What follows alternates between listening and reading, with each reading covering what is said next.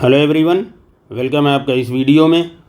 आज हम third property पढ़ेंगे ज्योमेट्रिक प्रोग्रेशन की। ओके, तो देखिए थर्ड प्रॉपर्टी क्या है। If A1 A2 A3 and so on are in GP, then A1 upon K A2 upon K and A3 upon K and so on are also in GP where K is a constant. ठीक है, तो चलिए इसको हम एक example से देखते हैं। एग्जाम्पल हम ले रहे हैं, suppose 3, 6, 12 and so on are in GP। ये हम कह रहे हैं कि ये हम लेट सपोज करें 3, 6, 12 जो है ये GP में है। तो हम ये कह रहे हैं कि एक के कांस्टेंट के इक्वल हम 3 ले रहे हैं, और फिर हम देखेंगे कि क्या इसको हम डिवाइड करेंगे जब, तो वो नया हमारा जो सीक्वेंस बनेगा क्या वो GP में होगा। तो देखिए नया हम 3 upon 3, then 6 upon 3, then 12 upon 3 and so on are in GP। ये हमारा क्वेश्चन मार्क है।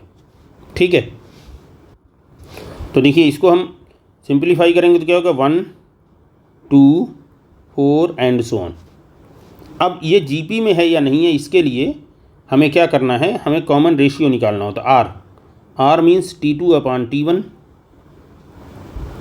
T2 हमारा क्या है 2, T1 1, तो क्या आंसर आया 2। देन अगेन R कैलकुलेट करिए, 2-3 जो भी नंबर दिए हैं, अगर एक नंबर और दिया है तो 3 बार कैलकुलेट कर लीजिए। तो ये क्या हो जाएगा T3 अपान T2, ये भी R होता है, तो T3 4, T2 2, आंसर क्या आ रहा है 2। तो आप देख रहे हैं हम R की वैल्यू जो निकाल रहे हैं वो क्या आ रही है 2 आ रही है, कॉमन रेशियो हमारा। ठीक है, तो इससे हम कह सकते हैं hence which implies that hence A1 upon K, या आप ये कहिए कि hence 3 upon 3, 6 upon 3, 12 upon 3 and so on are in GP। ये आपने प्रूव कर लिया, प्रूव्ड। ठीक है, ये आपने प्रूव किया, that means 1, 2, 4 and so on are in GP। ठीक है, तो यही आपको प्रूव करना था, ये आपने प्रूव कर दिया। ठीक है, हेंस द थियरम आप लिख सकते हैं, हेंस द थियरम।